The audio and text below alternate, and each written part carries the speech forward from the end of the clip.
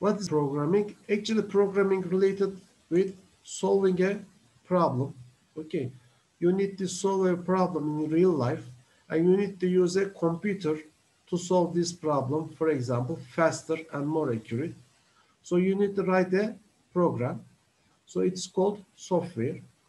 How can we develop our software? As you see here, we can use six in general, 6 ways to just develop our software. Okay, now I will explain these 6 steps in the following examples. This is a general life cycle of a program of a developing a software. So it is really understand these general steps. The first step is analyzing the problem. So analyzing the problem means that you need to understand a problem to solve it. Since we are all engineers, we will apply this idea for any problem, our professional life. Understanding a problem, we can basically say that we need to locate the inputs. So locating the inputs means that what are the inputs given to me?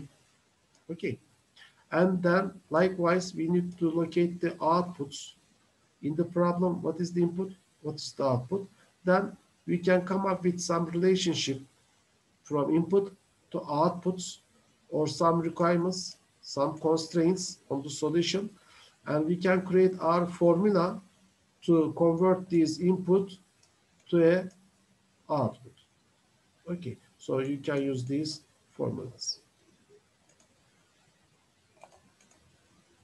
Let me give you a very simple example.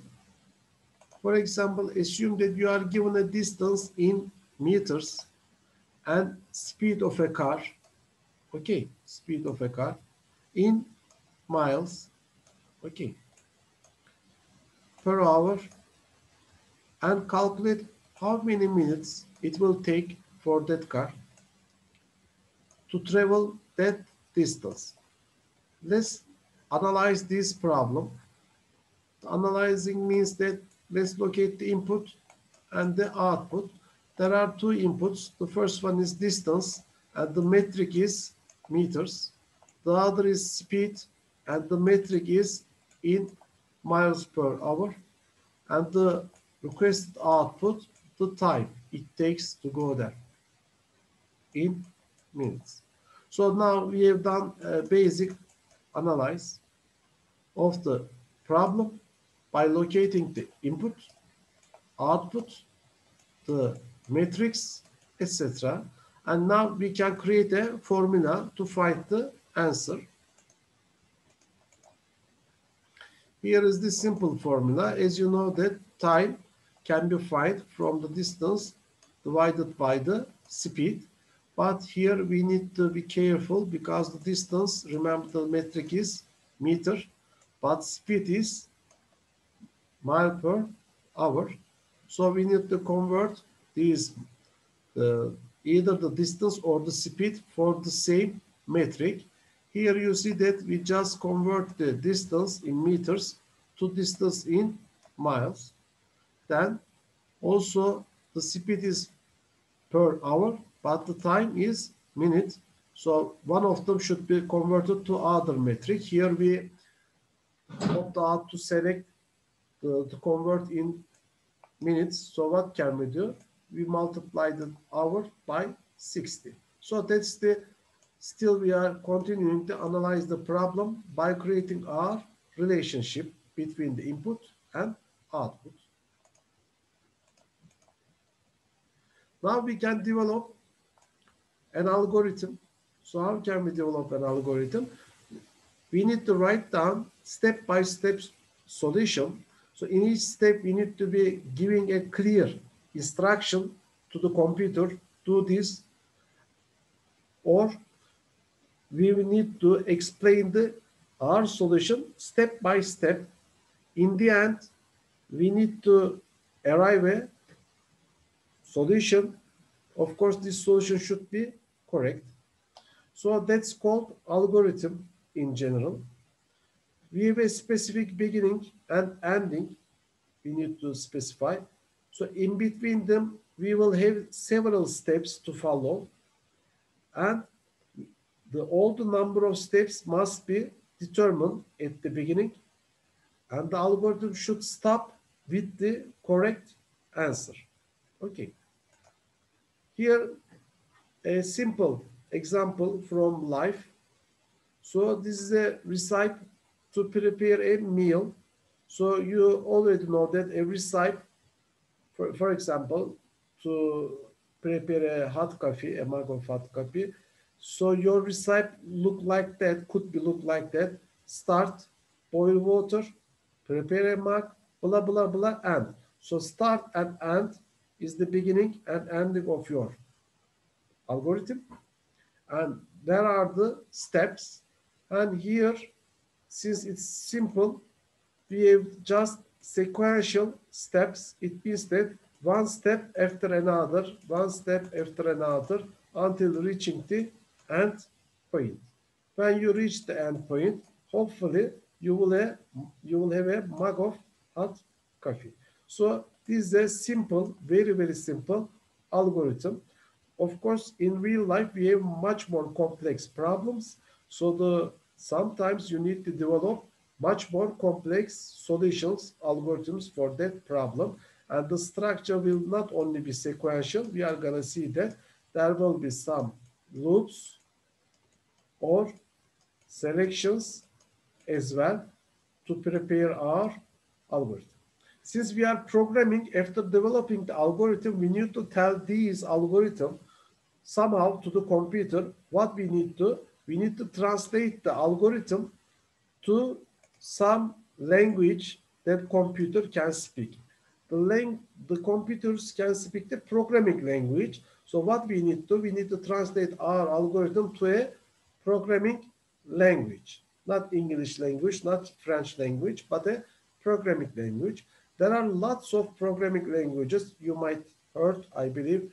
For example, the Java, Python, C, C++, lots of. But the main idea is always the same.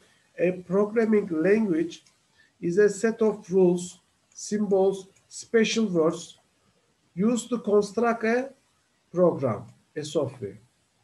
As in real life, we are speaking a natural language and the computer speaks programming language. In that course, we are going to learn all these set of rules. We are going to learn symbols, special words, etc., to construct a program which implements the algorithm. Okay. Here you see a simple, very simple program, just prints to the screen, hello world.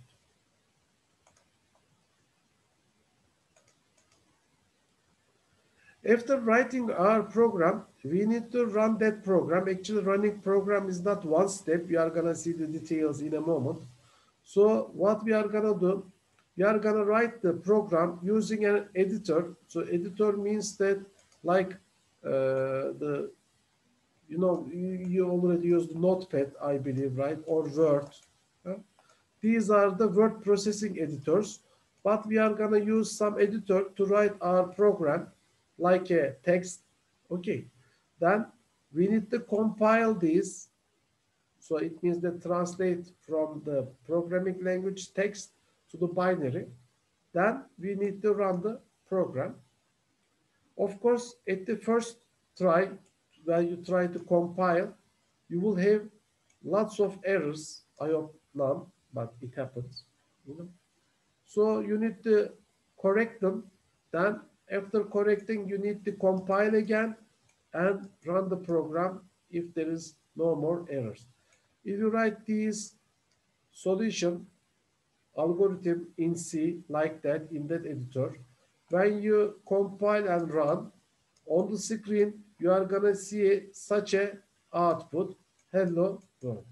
So this is the source code. It's called source code, and this is the output. Okay, so you write the source code, you compile it, you run it, and on the screen you are gonna see this output. So far, Is it clear for everyone?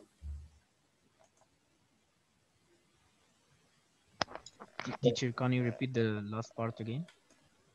So you are gonna write the solution algorithm in C, then you need to compile it, then you need to run it. When you run this code, you see that code, output will be like that, hello world on a screen. Okay? If I get an error, will the system tell me Yes, where? of course. You are gonna see an error message here, for example, saying that there is a variable undefined, so correct it. You are gonna correct this variable, then you compile it, run it, then it will run it. Okay, Okay, thank you. let's continue. After running our program, it does not necessarily mean that our program is perfect. It could be prone to the errors, but we need to test our software. In some cases, we can find the errors. So we need to prepare the tests for that reason. And then we apply these tests to our program and check if under these circumstances, given the cases, still the program outputs the correct solution. But there could be errors in that kind of errors. We call mostly logical errors. And in the previous slide, as I show you, if you compile and you come up with some errors in the compilation time, if there are some errors saying that there is undefined, for example, variable, for example, these kind of mistakes mostly are syntax errors.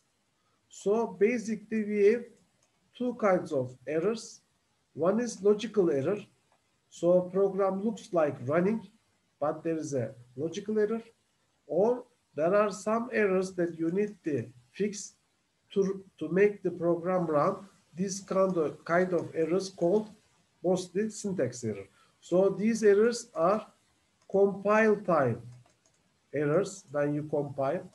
These kind of errors are run time errors. Is that clear?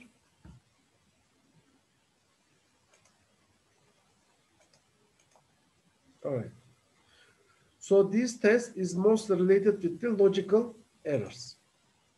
After preparing our software, after testing, we ensure that the program does not have any bugs. So bugs means logical errors. Then we can submit this to the user. And of course, when your user utilize this software in the real life, there may arise new errors or new requests from the user or updates to the regulations. So you need to update your program. So we need to maintain this program alive and usable and useful. Therefore, we need to take care of this program. It's called maintain the software. So we will publish some updates to that program.